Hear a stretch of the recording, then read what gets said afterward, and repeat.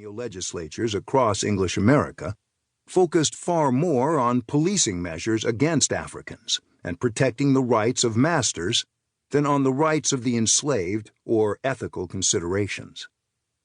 Slavery, African and Indian, together with a broad spectrum of white non-freedom, apprenticeships, convict labor, and serfdom, were simply taken for granted in the emerging Atlantic world of the time and elicited little comment. Yet the coincidence of the meeting of the first representative government and arrival of the first enslaved Africans in the summer of 1619 was portentous. Historians have argued that the rise of liberty and equality in America, America's democratic experiment, was shadowed from its beginning by its dark obverse, slavery and racism. Slavery in the midst of freedom, Edmund Morgan writes, was the central paradox of the birth of America. The rapid expansion of opportunities for Europeans was made possible only by the enslavement and exploitation of African and Indian peoples.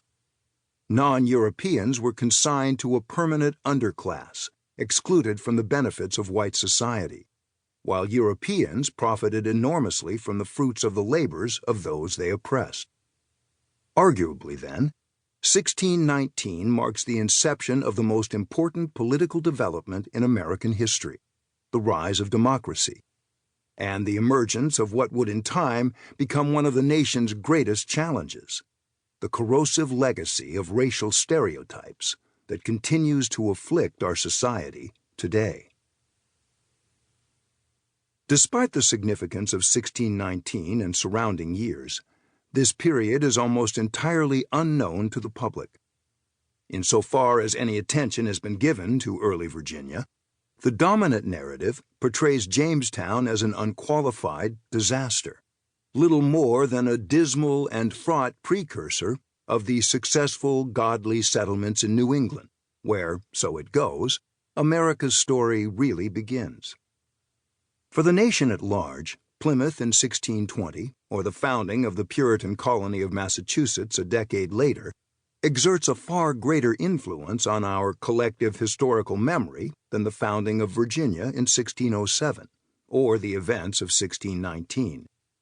This is especially perplexing, considering that what took place in early Jamestown had far-reaching implications for all English colonies that followed in Virginia's wake, as well as eventually on the creation of the United States itself.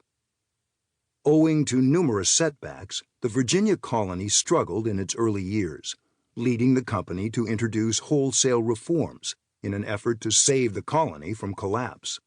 Still largely an experimental period in England's empire-building trajectory, the import of 1619 derives from the consequential philosophical and political assumptions that guided the reforms, though they in turn led to unforeseen and tragic outcomes that ultimately brought an end to the project. Instigated by the highly respected parliamentarian and leader of the Virginia Company, Sir Edwin Sandys, propertied white males in the colony were granted remarkable political freedoms as well as opportunities to share in the running of their own affairs. In addition, plans were put in place to promote a harmonious society where diverse peoples and religious groups would live together side by side in peace to their mutual benefit. Because so many influential parliamentary leaders were involved with the company, proposals for Virginia were informed by the wide-ranging political debates taking place simultaneously at James I's court and in Parliament, which linked developments in the fledgling colony to domestic and international issues of momentous consequence. By 1619, the Virginia Company was recognized by many in high political circles as a laboratory for some of the most advanced constitutional thinking of the age. Company leaders grounded their efforts to establish a godly and equitable society in the philosophical theory of the Commonwealth. The term Commonwealth, or the Commonweal, emerged in Europe in the late 15th and 16th centuries and brought together a variety of political and economic precepts that highlighted the common good of the people. Particular emphasis was given to the importance of